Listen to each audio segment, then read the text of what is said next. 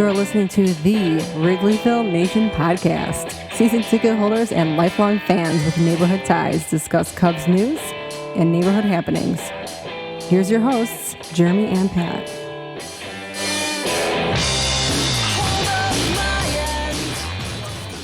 Hello and welcome to the Wrigleyville Nation podcast. This is episode 293 of the podcast. My name is Jeremy Deemer and I'll be your host. And I'm joined as always by my co-host. He's my cousin and he's high atop Wrigleyville tonight. Pat, thanks for taking time away from the Lady Gaga concert to talk with us tonight. I'm going to go Gaga over the Cubs here for a little while and then go back to the show. Excellent. We have a lot to talk about. There's still a lot of season left to go.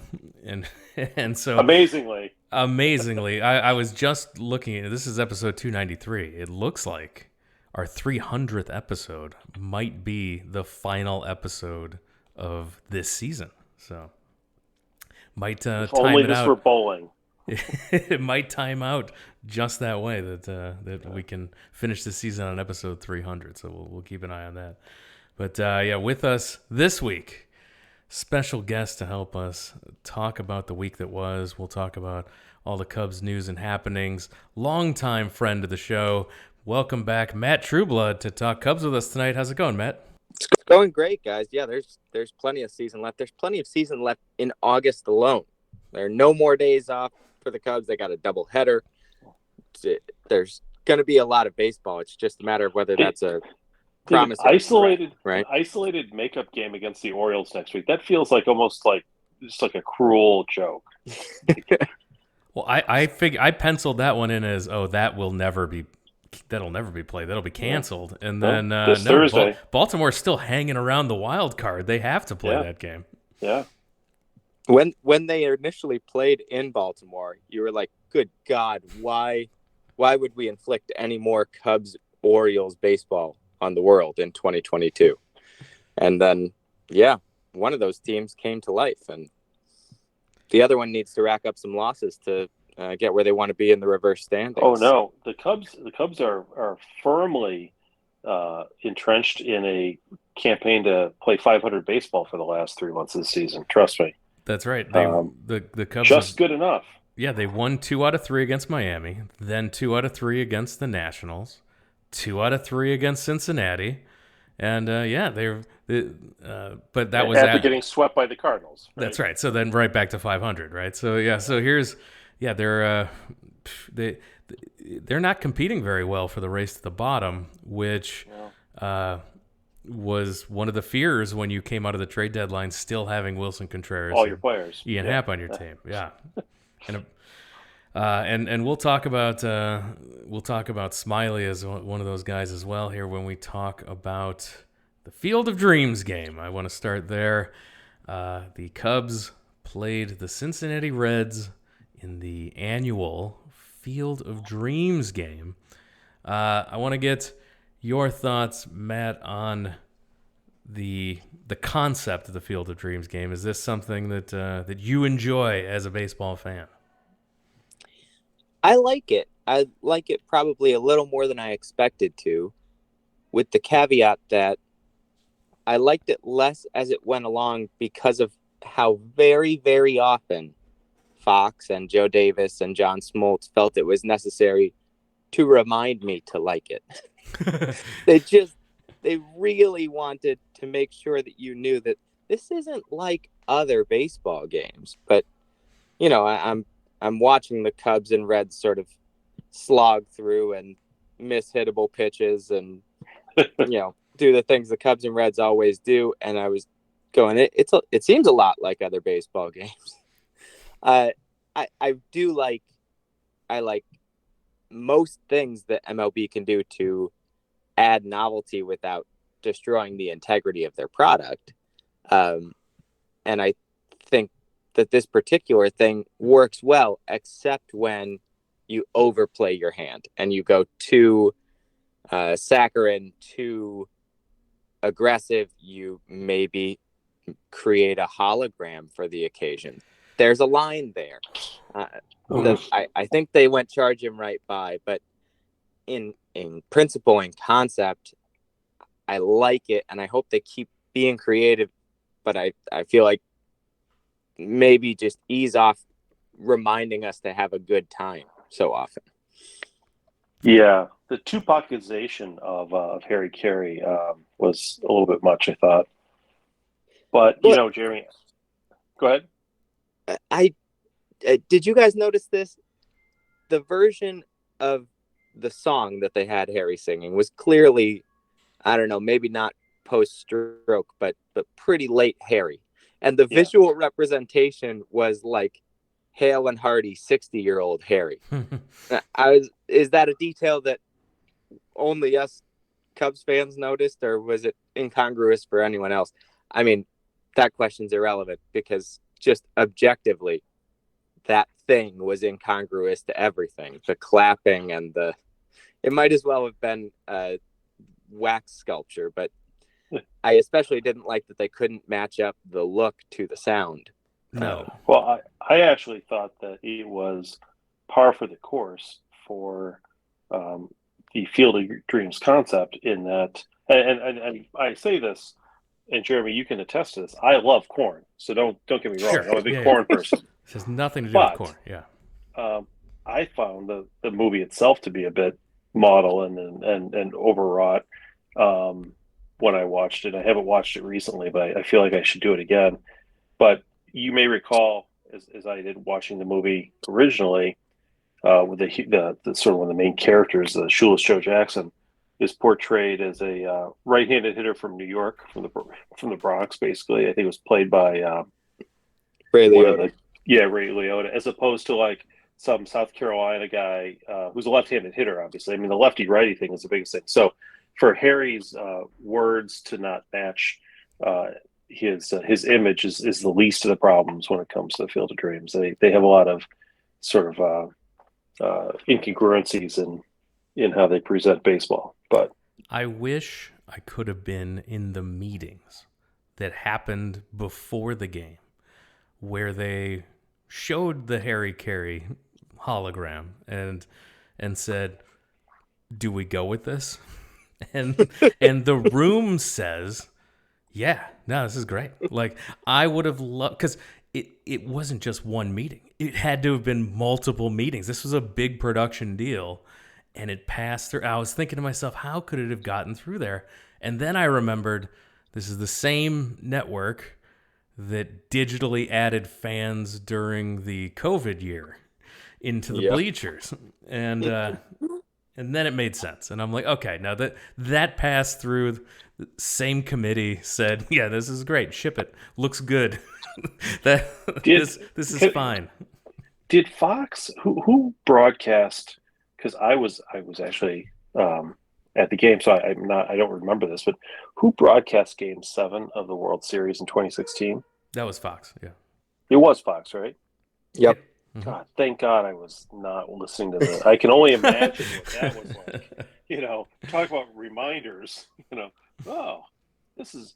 Were they showing Bartman clips by the eighth inning? I mean, what were they doing? Like, I can only imagine how awful that must have been.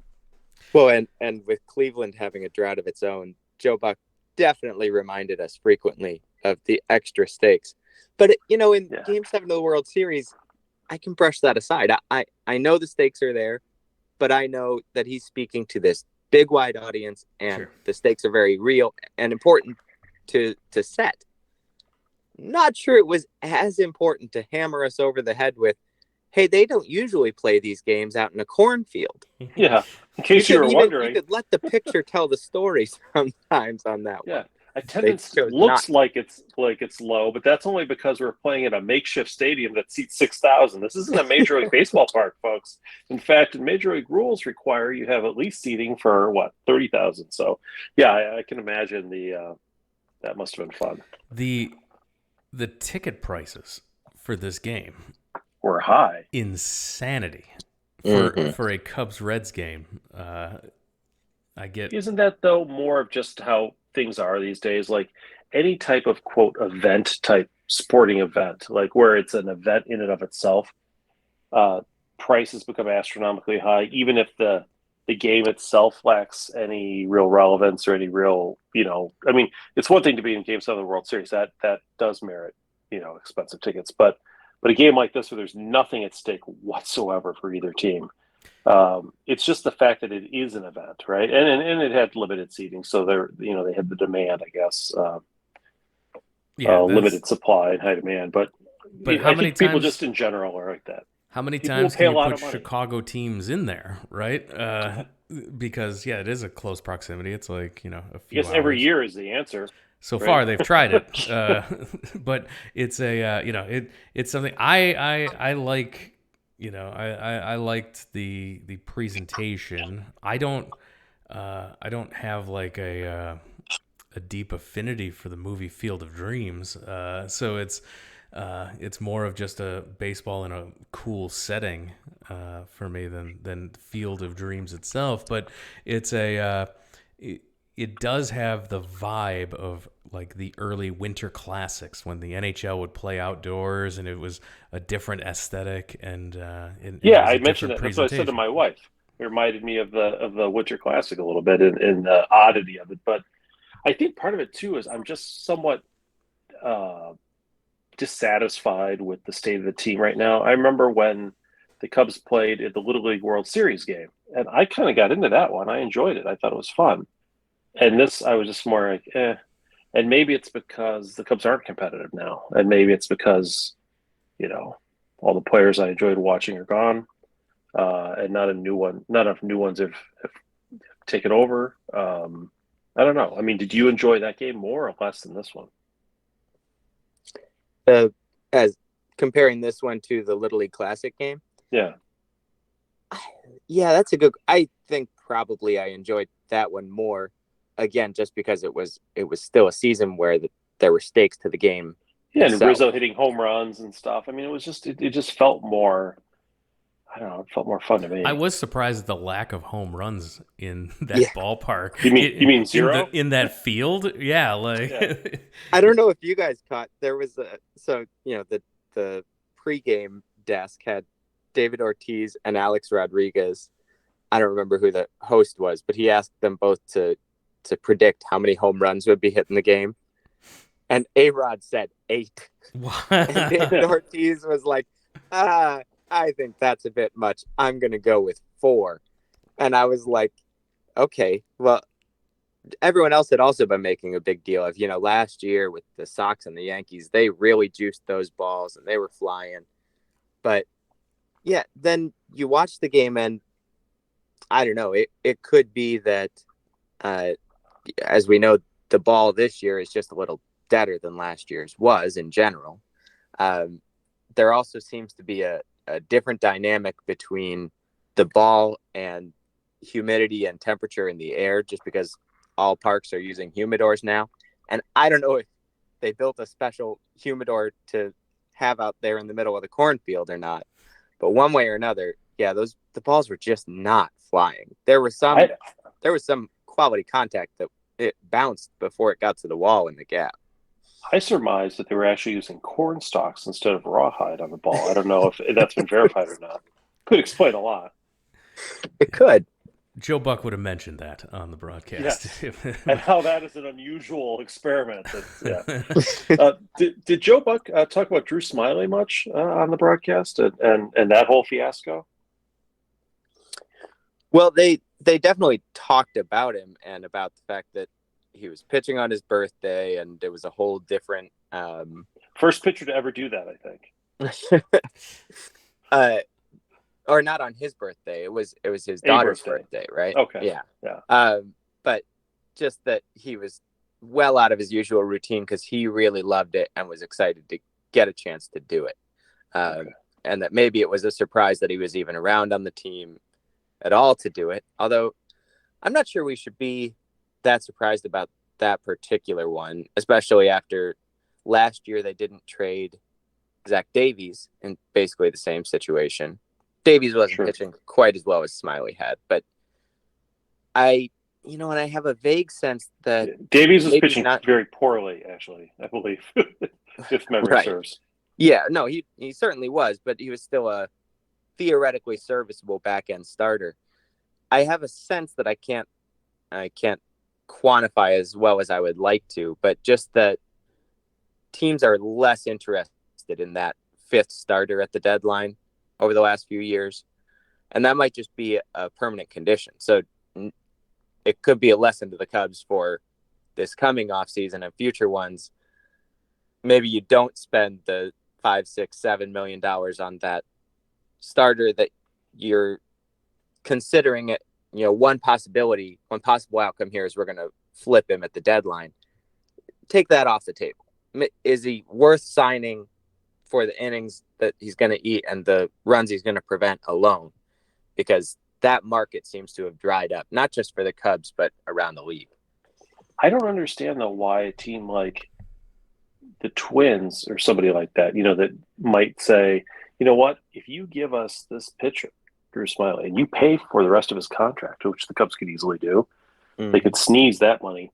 We'll give you, a prospect in A-ball who might, mature and he's got a decent fastball and maybe he'll get better control and, here, take him. Like, why wouldn't you do, if you're the Cubs, why wouldn't you come? It seems like there's a path there. And I can't imagine a team struggling with starting pitching or a team that finds itself, struggling even for a playoff spot wouldn't want to take that kind of a very, very, very low risk gamble on a guy like Drew Smyly.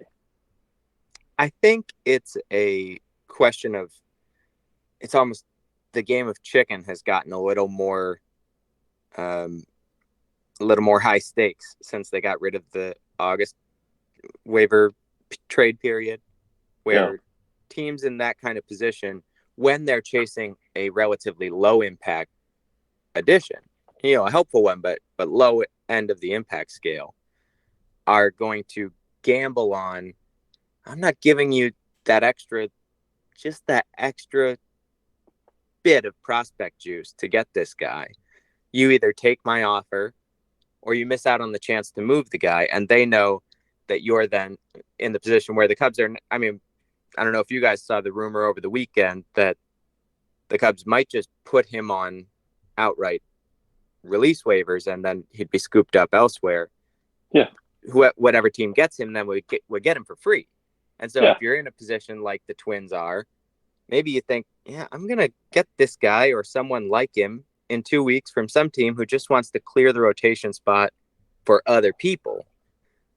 Because that's another reality of being in the Cubs position or other rebuilding teams is it seems to me that be more productively, allocated elsewhere. If this is the case, then the Cubs overplayed their hand, right? Because taking whatever you're willing to give us as a prospect is better than nothing at all. And, I just assume the Cubs, and I put this more on Hoyer because I don't think this was necessarily sort of an Epstein thing. I don't remember this in the past, but Hoyer seems to be one of these guys who, when it comes to free agents or when it comes to trades, if he doesn't get exactly what he wants, it feels like he kind of just like, fine, I don't, whatever. Then we won't do it. And I know a lot of the internet geniuses were saying, well, this is because the Cubs want to keep Smyly for next year, and they're gonna, they've got is it a mutual offer or option for next year or something? And and then maybe he'll stay, and and he can eat innings if Keegan Thompson, doesn't if they limit his, and it just 7 levels of chess beyond what I could think of. I'm just looking at this and saying, frankly, if you can get anything for him at all, do it, because you're bad, and your goal at this point, if you're the Cubs, your goal is to be worse the rest of the year, not better, right? Your goal is not to win more games, not to play 500, not to get the 10th or 11th pick in the draft. Your goal is to get one of the top, ideally 3, but maybe 4th or 5th pick in the draft if you can. And I don't see how having Drew Smyly effectively pitching on your team this year is going to get you in a better spot for next year. Yeah, I would say at least 2 things about that. One is you're very right that Jed is my value has to be met to transact this transaction kind of guy more than Theo was. And I think that also extends to contract extensions, which is part of it. Wait, the broader story. Name one. Yeah, well, that's the point, is that he was making offers that were on the right side of his value line for each player. And when they weren't anywhere close to that player, then he was like, okay, well, we don't need to continue this because I'm not going to bridge the gap between us. And I know you're not interested in bridging it either. I would also say sometimes when we're evaluating things that we don't have a good way to know everything about, things that are non-statistical, where we have to rely on reports and evaluation and just the word of experts. Sometimes you have to listen for what's not said about an executive or a player in either direction. You would always hear, going back to when he was with the Red Sox and throughout his time with the Cubs, you'd always hear about Theo, that if there is a conversation about a player, Theo Epstein has been involved in it. And there are many conversations about players that Theo Epstein started that wouldn't have happened otherwise. He is going to cover the league, not just in phone calls, but in possible ideas. They may not get across the finish line. And in fact, Theo, for a different reason, which was just that he fell a little too much in love with the core that he'd built here and was unable to sort of picture what it'd be like to reshape that core on the move. Theo sort of got stuck, but he was always constantly exploring every possibility. I don't think you've ever heard people say that about Jed. They aren't saying that he's bad at, calling around and seeing what the market is for players, or seeing who might be available that you weren't quite aware was available. But you don't hear people saying that he's always the first one to do those things. And I think it's because he's just not. That is one thing where Epstein was just better, was a step more aggressive, more engaged, more creative than Hoyer is. And so I do think, as people have speculated all over the place, that the Cubs were kind of waiting on certain dominoes to see which way they'd fall running up to the deadline. Yeah, they ran out of time. Exactly. They just hadn't developed enough of an alternate market there. No, it was the Cleveland Guardians would have been a team that could have done a lot with Wilson Contreras or with Patrick Wisdom. But I think the Cubs were so focused on trying to get Wilson Contreras and Ian Happ to San Diego for a big package that they weren't ready to get, again, across that value line that Jed sets for every transaction with other teams in the scramble of the last 5 or 6 hours. I think this trade, I've said it before in the podcast, I think this trade deadline was malpractice by the Cubs, just plain and simple. And I don't think that if Theo Epstein were in charge, that Wilson Contreras would still be on this team. And I like Wilson. I like seeing him, but given the direction they've chosen to take, which was not the one I would have chosen, but the one that they did choose, having him on the team right now and not having traded him is not an unforgivable sin, but it's certainly a terrible mistake or a terrible failure on the part of the Hoyer regime, I think. And that's just, the notion that somehow, oh no, actually he thought that it'd be better to get the 70th pick in the draft and a compensation pick is the biggest piece of BS I've ever heard in my life. Like, imagine on July 30th, if I had tweeted out, I think the Cubs should hold on to Contreras to get the 70th pick in the draft next year after offering a qualifying, or people would have laughed and said, oh, are you kidding? He's the best bat on the market. We'll get all, the things that people thought the Cubs were going to get for Contreras were not commensurate with the 70th pick in the draft next year. That's for sure. And the things they could have gotten, even with even if they'd had to, you got to have a backup plan. Like this whole, I get the Tatis thing really threw a wrench in. Not Tatis, I'm sorry, that threw a wrench in the plans too. But the different Soto, wrench. The Soto situation threw a wrench in the way things developed, because the Cubs were no longer the team fielding offers. They were kind of the second choice to the dance. But you gotta when the music stops, you gotta have a seat, and they just didn't. And I don't know how. I mean, okay, so I get maybe things kind of fall apart like this, and you end up keeping Ian Happ because you're just not satisfied with the deal you can get, and he's got another year control, and you say, you know what, we're gonna ride this one. But with Contreras and with the Smiley, with some of these other guys, even Patrick Wisdom, et cetera, I was just amazed at how just I how bad it was that they the trade deadline came and went, and then at the very end, it felt like they just gave Michael Gibbons away. Like, here, take him. I don't know. Maybe I'll be proven wrong on that one too. But the way people are talking about that, I was not impressed, and it doesn't give me a lot of confidence for the future, given how the Cubs have managed some of the other off-season moves over the last 2 winters now. So I don't know. I'm not super optimistic there. Maybe you can cheer me up, Matt, with some. Well, I guess I shared a lot of those feelings, and still share some of them, and I think it's a very valid thing for us as fans, because and this is certainly the front offices and the Ricketts' fault. It's also a fault of the fan culture that has just sort of evolved in MLB these last several years, that to us, this was the World Series. The trade deadline was the Cubs World Series for this year. And they made it the World Series for us, though, by exactly playing this thing called tanking, right? Yeah, and that's all on them. For us, it's also, it artificially raises stakes that weren't really that high. Like, I agree that not trading Contreras probably amounts to a missed opportunity, because I don't think they're going to re-sign him. And the compensation pick is not an especially valuable thing, and unless he adds wins. He adds wins as well to your trying to lose plan. Right. Although I hate to even talk about it this way, but the quote unquote pain of those added wins is softened now by the existence of the lottery.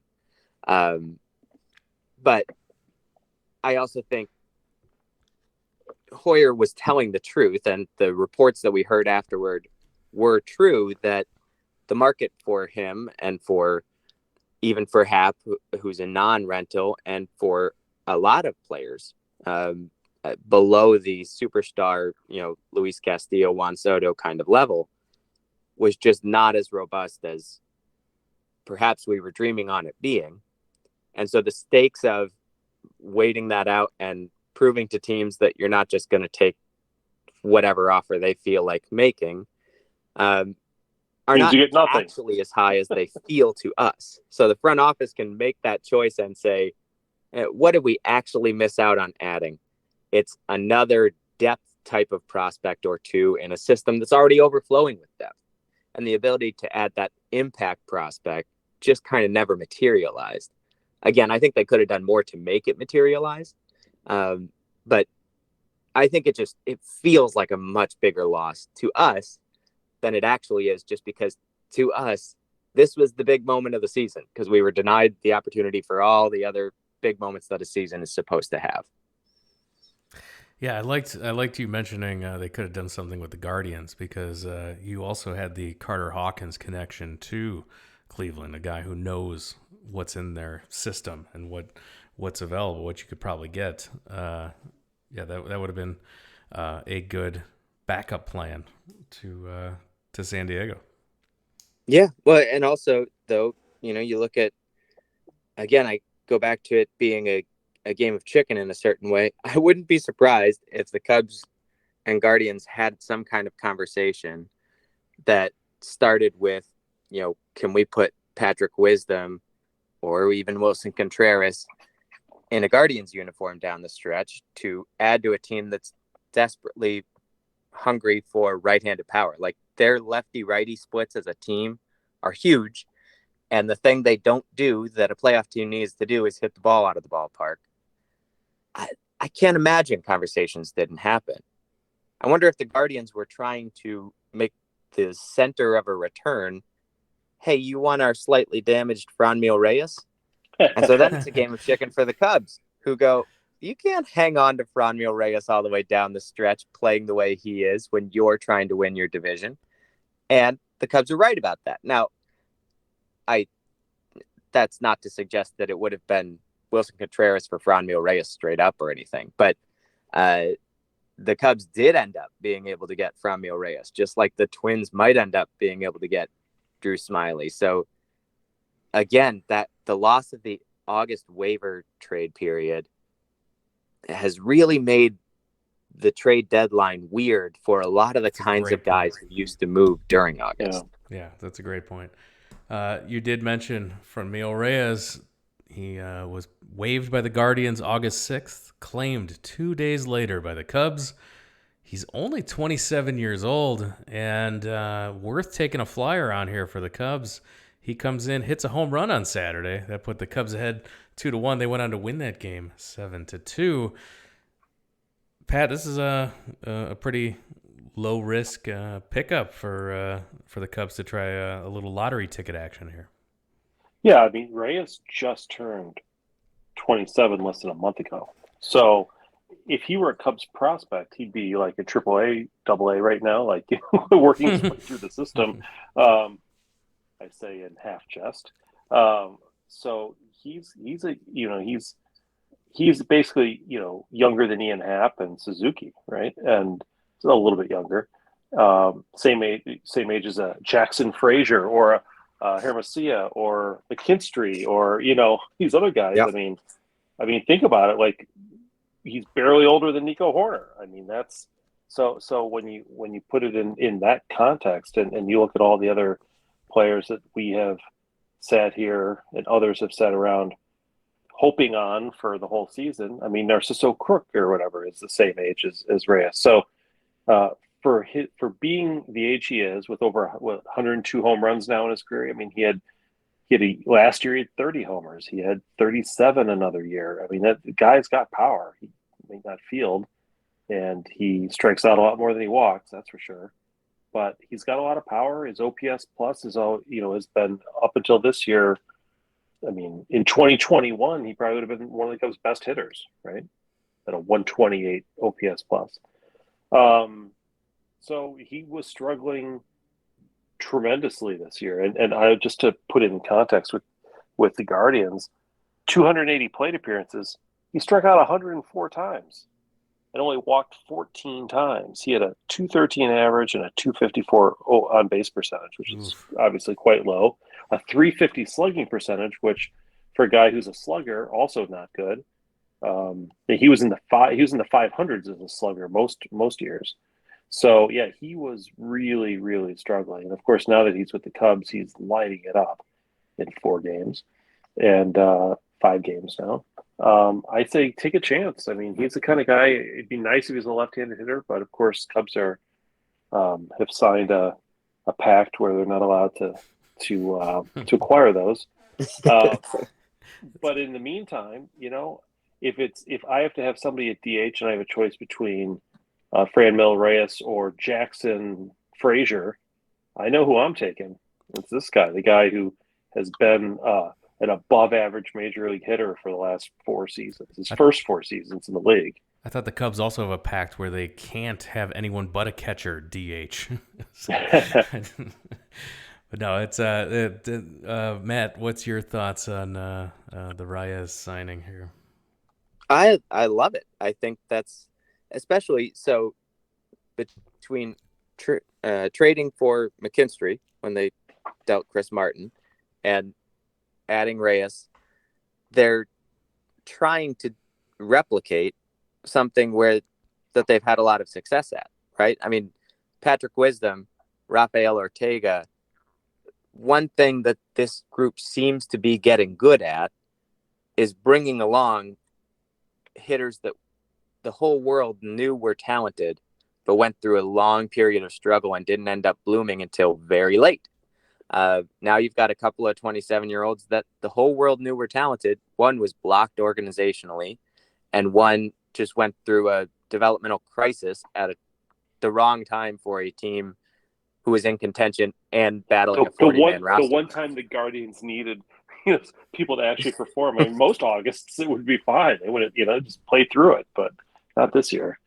Right. And so you be opportunistic about that stuff. And as long as his playing time comes at the expense of an Ortega or a Frank Schwindel or someone who it's time to move on from, and as long as, you're still making room to evaluate Nelson Velasquez, to get Patrick Wisdom at bats at first base, and Christopher Morel looks both at third base and in center field, as long as you're collecting data on the even younger guys that you have even more invested in and who have more team control beyond this year, absolutely take this time down the stretch and see what you have in Reyes, because it's not even going to be that expensive to bring him back next year.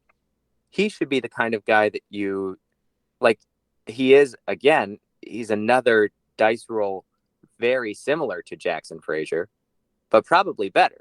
The developmental crisis that Frazier went through was deeper and was rooted in a long sequence of injuries that it kind of sapped what he could be as a player.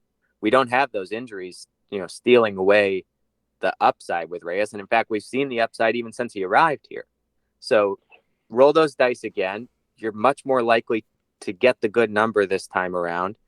And if you don't, be just as sort of ruthless about that come next spring or something. And in the meantime, you don't write him in pen into your lineup, even against lefties going into the winter. You might pencil him in, but you still have to be aggressive on the trade and free agent market. If they do all those things, then this is an excellent move and one I want to see them continue to make whenever they can. It. Yeah. I mean, Jackson Frazier, just to point out, he's 11 months older than Reyes. And not only that, but he has never had more than 246 plate appearances in a season. So, it's really no comparison, I think, between him and Reyes in terms of what they've accomplished or what, so far in the majors. I looked at the Cubs lineup today against Washington, and for the first time in a while, I said, Madrigal, Contreras, Happ, Suzuki, Reyes, Horner, McKinstry, Wisdom, Morel. There's competence. A major league team could, maybe in the second game of doubleheader, but a major league team could put that lineup out there and not. That's a better lineup than some of the lineups from the first half of this season. Yeah. Oh, it's better than any lineup the Cubs have had all year. Yeah. I mean, this might be the best lineup they've had. I'm just saying that this is the lineup of a team. This is a lineup of a team that could be an 81 win team, under the right circumstances. I mean, they're not. This is a treading water, not terrible lineup. Well, and I think he's been reluctant to say it just because he knows on a certain level that it won't play well. But I do think that that's probably something that went into Hoyer's decision-making at the deadline. All the underlying data say this team is better than its record.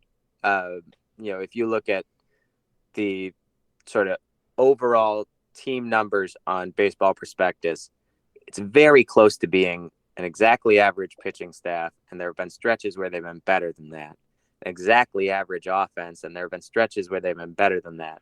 Too bad they're terrible at base running and defense. The defense is really bad, and I think that's one of my most interesting things to watch down the stretch. It sure doesn't look to me like Christopher Morel can be an everyday center fielder in the major leagues. But I like that they've given him a lot of reps out there because he's a good athlete. And if he picked it up, or even if he starts to turn a corner in the last month here, that's important to know because he seems to be a pretty solid hitter. There's obvious holes, but there's also a lot of strengths. And if you could make him a center fielder, a competent one, that'd be great. It doesn't look like that, but you need to know that too. So now if I'm going to have him in my lineup, it's going to be mostly moving between second and third, covering the outfield to spell people. And that's his super utility frame. Almost like a David Bodie. Right. Yeah. But with hopefully even better flexibility because, Right. Yep. And younger. Yeah. Well, yeah. David Bodie was, I think, still in college at Christopher Morel's current age. So, yeah, right. But the defense is the piece that it's gonna be difficult to put it together from here, where you keep some of the hitters who have found their way to actually hitting while also fielding an above average defense, let alone that elite sort of historic defense that was the backbone of the championship team. But you had to evaluate guys like Morel, and now we've also probably learned that Nico Horner is a really good defensive player wherever you put him on the infield. Yeah, that kind of came out of, not to say it came out of left field, obviously, because that would be a Field of Dreams ripoff, but it came out of somewhere, because I was convinced that he was going to be a very good, like, Gold Glove caliber second baseman who could play shortstop in a pinch, but I had no idea he was this good of a shortstop. Me neither, and I don't think he was, and Right. I'm especially excited that he managed to become one, because when he showed up, if you go back to spring training of 2021, and he showed up just jacked, and everyone was like, "Oh, this is the explosive Nico that was, that the Cubs were hoping would eventually develop." And then he was just way too tight, and he got hurt over and over. Yeah. And I thought at that point, well, that's telling us that his body can't handle the muscle and the twitch that he tried desperately to add to it. And if that's the case, then he's just not going to be able to stretch his way back across the diamond to shortstop. Right. I think there was still a little bit of evidence of that this year. He had a hamstring problem early in the year, but he's holding up well. And the defense itself is holding up well. And the arm is still as strong right now as it was in April and May. That's the part that I'm most amazed by is I didn't think his arm would be this good. Right. And he materially improved it, which some guys can do, and you just got to give him a ton of credit for that. I also hope it doesn't preclude them from shopping on the big shortstops this winter. But it might give you more flexibility to say, A, maybe the big signing is somewhere else on the diamond, or B, maybe we can wait a year and go fishing in that pool next year while we do something else. While we pitching. get our ace, where we get our ace starter, and yeah. And in the meantime, he's not going to hurt you, and he can be part of building a really good defense that is also a competent lineup that can score runs for you. The final piece of Cubs news I want to talk about is the news that the Cardinals and the Cubs will be playing in London in 2023, June 24th. I didn't know they had cornfields in London. They're going to actually have to grow the cornfield and then plow it under. If you grow it, they will come, right? Isn't that how that goes? So, boy, they are probably rooting for the Cubs to be more competitive than they are at this point. They've at least got one team that they know will be good in the Cardinals. The Cubs still have a long way to go to be competitive, but I was a little surprised that they're going to put the Cubs back in there, especially after the numbers that they drew ratings-wise for this Field of Dreams game with the Reds and the Cubs. Was it bad, the numbers? To put it in perspective, the White Sox played the New York Yankees last summer, the Field of Dreams game. That game eclipsed the most viewership of any regular season game since 2005. It had 5.87 million viewers for two teams that were good playing each other in a game.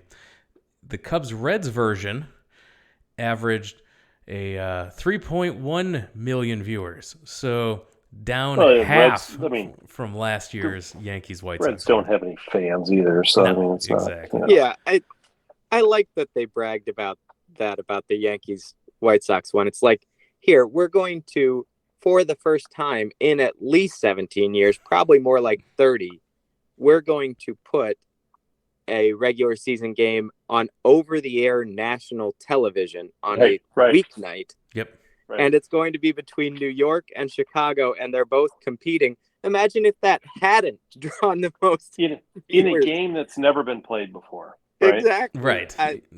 Yeah.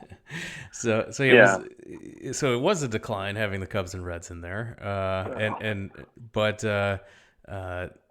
The previous high. So it was still the largest audience. Cubs and Reds, that 3 million viewers, still the largest audience of any MLB regular season game this season. Wow. And that's sad. The previous high was 2.64 million for a Fox game featuring the Yankees and the Red Sox. Not even close. Not even close, though. I mean, that's 500,000 more viewers for the Cubs Reds. I mean, most people couldn't even name more than 2 players on the Reds and maybe 3 on the Cubs. I mean, this couldn't have been 2 more generic actual teams on the field if you tried. Honestly, and only because Hoyer bungled the trade deadline, it would have been even worse otherwise. There.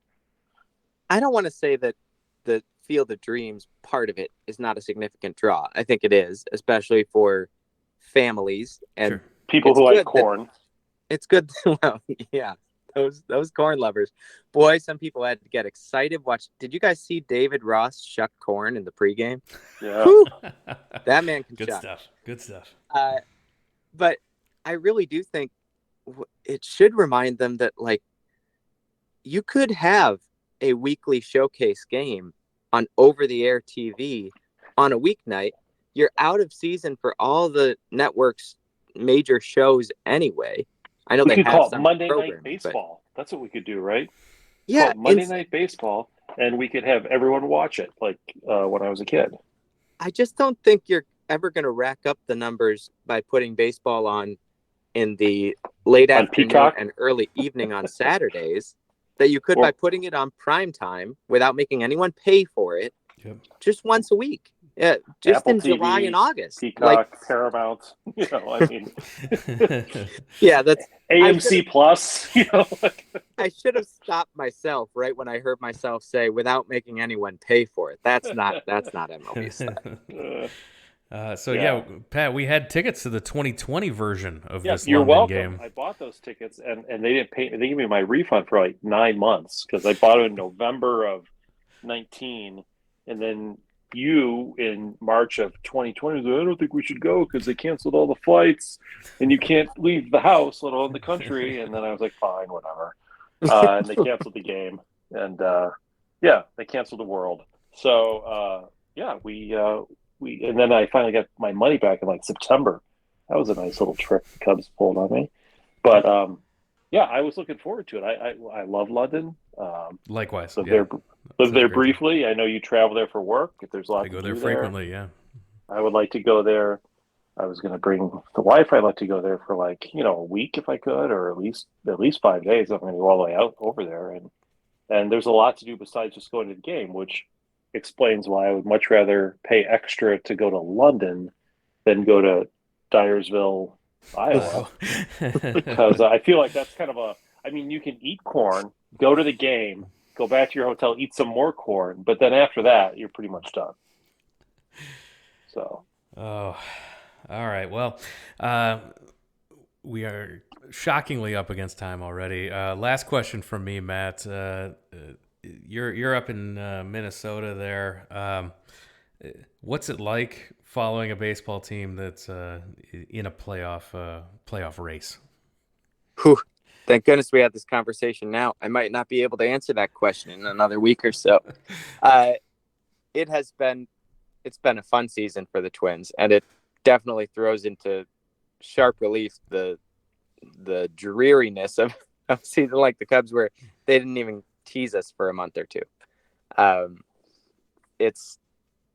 The Twins are not a great team. It feels a lot to me like following optimistically, I could say it feels like the 2003 or the 2007 Cubs, those teams that won weak Central divisions with fewer than 90 wins.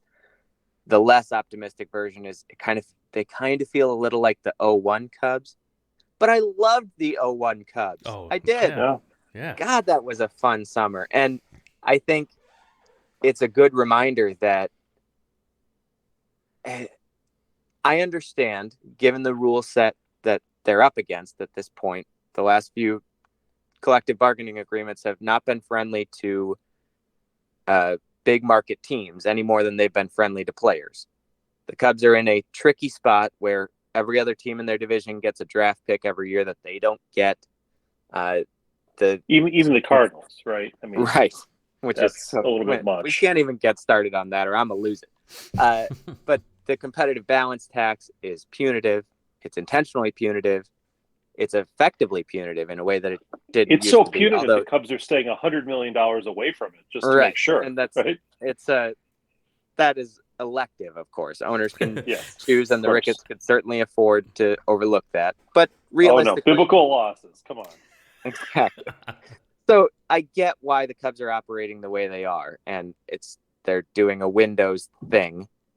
They shouldn't, and I hate it, but I do understand on one level. But this season of Twins baseball is a good reminder of how valuable and entertaining and rewarding, both in the moment and over future years, it is to just be pretty good when you can.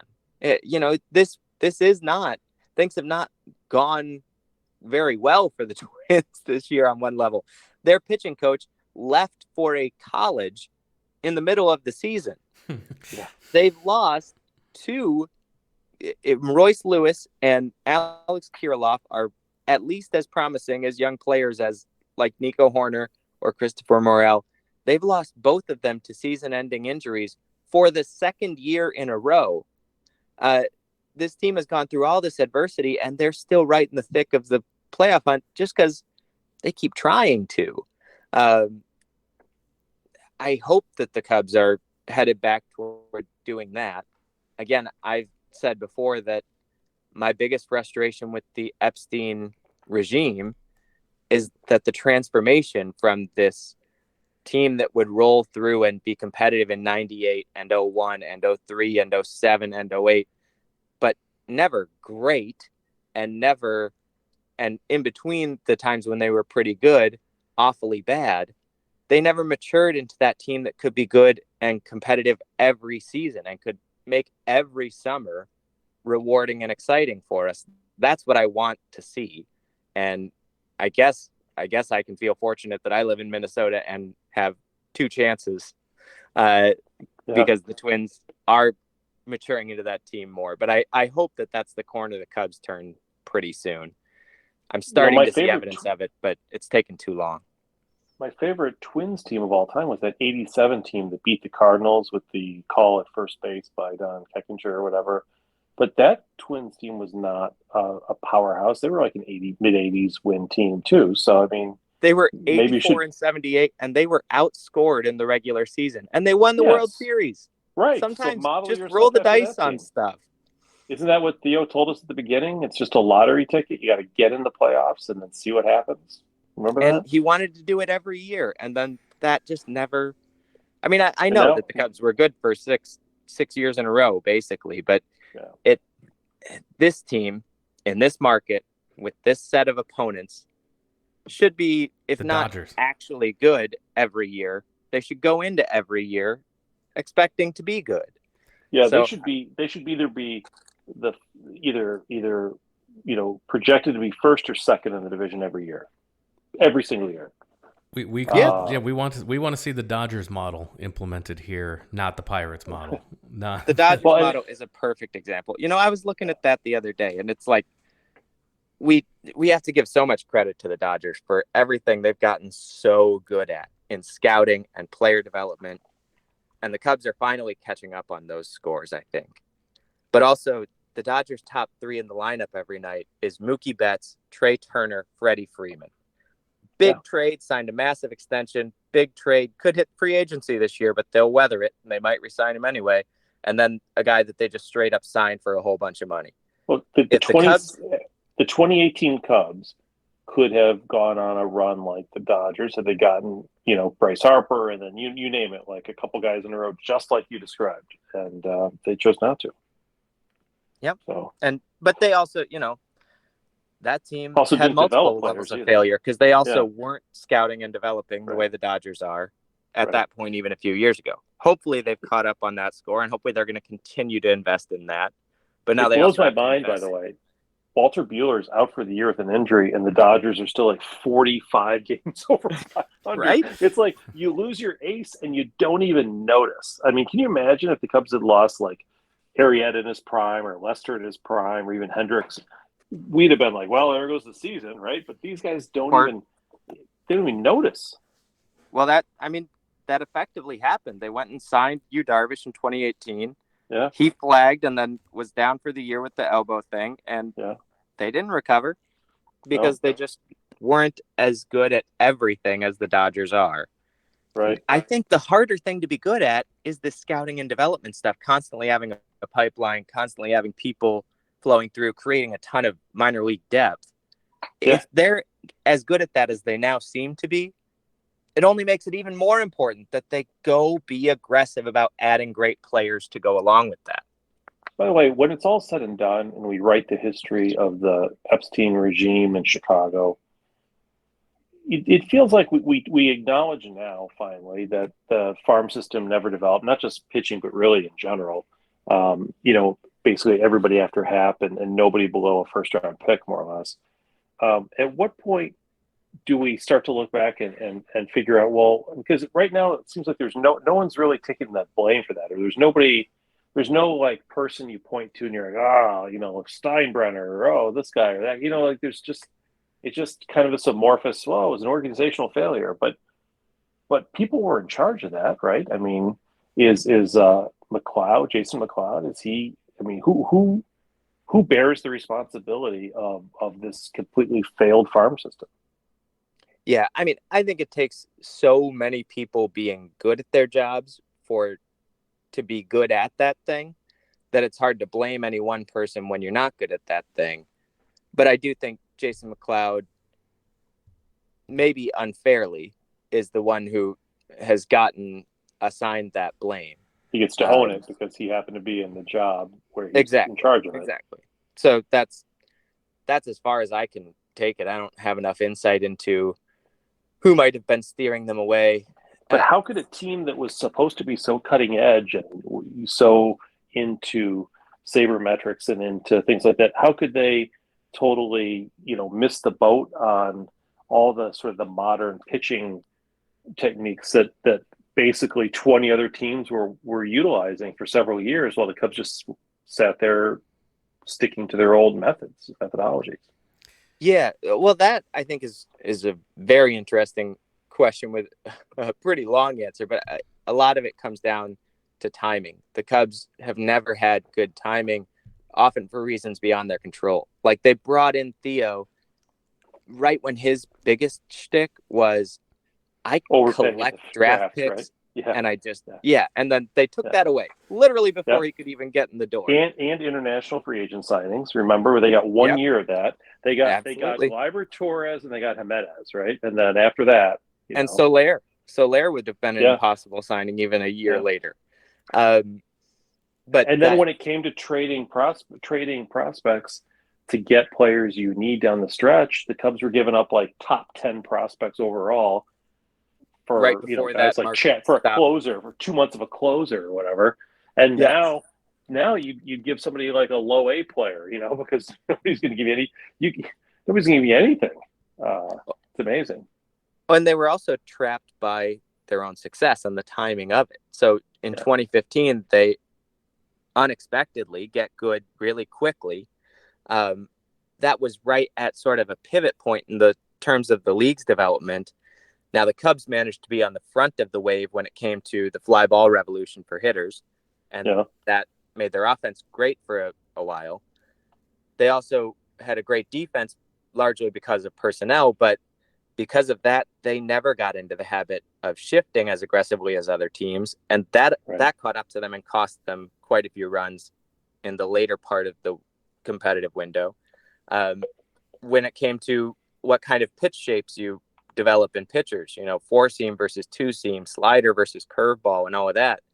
The Cubs ended up behind the curve only because they had developed these guys who were really good at throwing power sinkers and had curveballs instead of sliders right before the league flipped the switch and started doing things the other way.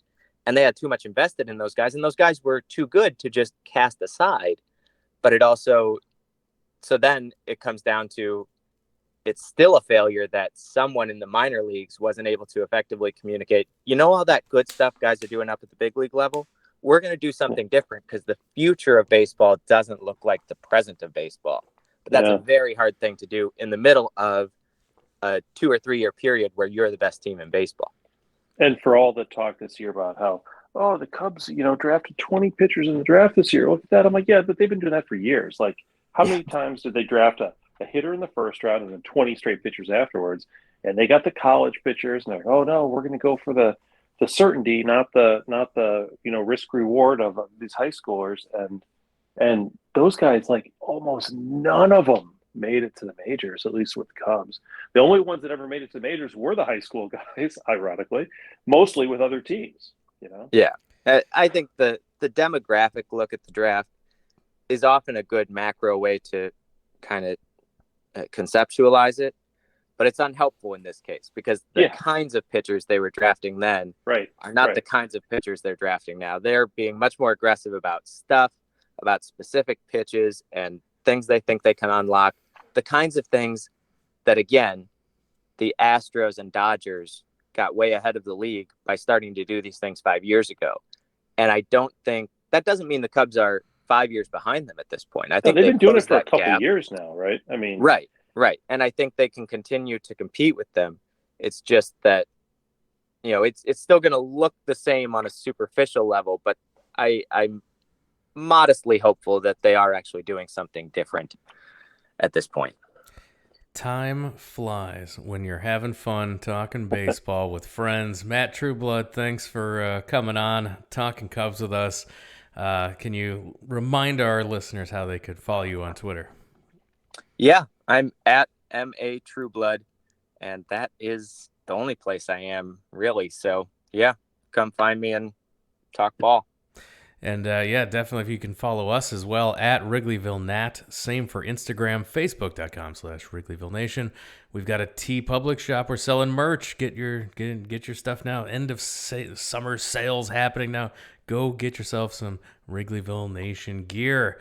All the links to the store are pinned to the social media. It's also click on the store link at our website, wrigleyvillenation.com. That also has all the links to subscribe to the podcast. Again, we rely on Cubs fans who know Cub fans to tell them about how to subscribe to the podcast. We couldn't do it without you, your support, your word of mouth. We also couldn't do it without the support of our patrons over at patreon.com/Wrigleyville Nation.